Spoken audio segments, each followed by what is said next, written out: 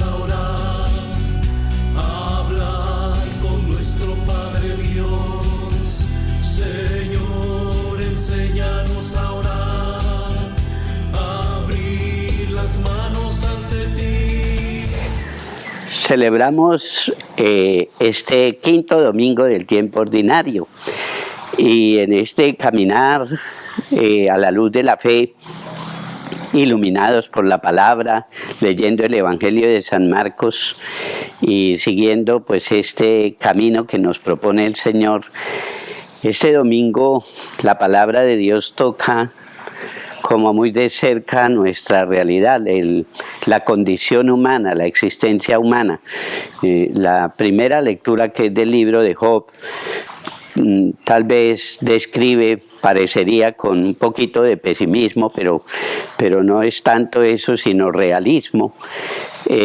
La condición del ser humano, su fragilidad, su dificultad a veces en la vida, incluso usando ese lenguaje. Estamos en esta vida como prestando un servicio militar, a veces nos acostamos y no sabemos si vamos a levantarnos. Bueno, es una expresión que manifiesta frente a Dios como ese reclamo del ser humano, y uno tiene que ver que en ese reclamo a veces que hay del ser humano ante Dios por su situación, su fragilidad, su inestabilidad, hay una nostalgia de lo que el ser humano ha perdido por causa del mal, del pecado.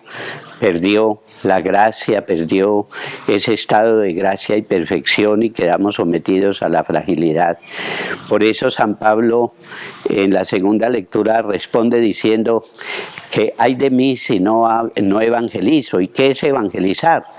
Evangelizar es decirle a la humanidad que Dios no quiere dejarnos abandonados a esta situación y a esta suerte, que Él vino, incluso se revistió de nuestra humanidad y vino a ofrecernos gratuitamente el retorno a ese estado original de perfección y santidad con el que Él quiso crearnos.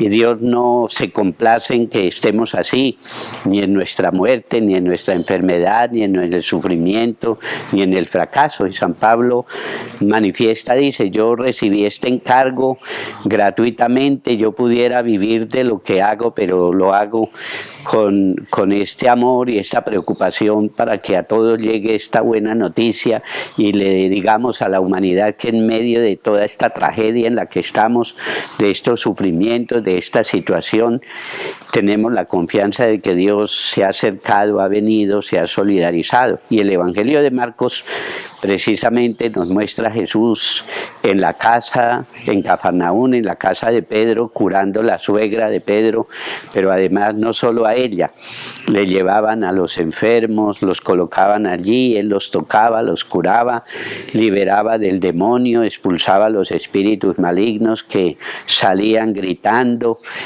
precisamente porque es que el mal es el que está en la raíz de todos nuestros sufrimientos, incluso el causante de la misma muerte. Por eso tenemos que recibir a Jesús, creer en Él, escucharlo, buscarlo. Le decían los discípulos al Señor: todo el mundo te está buscando, sí, y ahora con esta pandemia y esta situación, todos clamando a Dios, viendo la fragilidad, cómo se nos mueren nuestros seres queridos, nuestra familia, cómo tenemos que vivir ese dolor y a veces en condiciones muy dolorosas, muy lamentables. Por eso tenemos que acercarnos al Señor, y Él viene a mostrar que tiene el poder y la autoridad para ayudarnos a salir de esta situación, pero tenemos que escucharlo, creer, orar, confiar en Él, buscar a Dios y dejar que también Dios entre en nuestra vida para que empiece a hacer su obra en cada uno de nosotros. Guardemos este mensaje. Este domingo participemos en la Eucaristía con nuestra mirada y la confianza puesta en el Señor, aún en medio de toda la incertidumbre y el dolor. El Señor viene a decirnos: yo estoy aquí, yo estoy con ustedes. Vengan a mí los que estén cansados, agobiados, sufriendo, que yo los aliviaré. Yo soy soy la vida, y a eso vino el Señor. Que el Señor entonces nos asista, nos acompañe con su gracia en estos momentos y en todos los momentos de nuestra vida. Deseo que el Señor los reconforte en la fe a todos. En el nombre del Padre, y del Hijo, y del Espíritu Santo.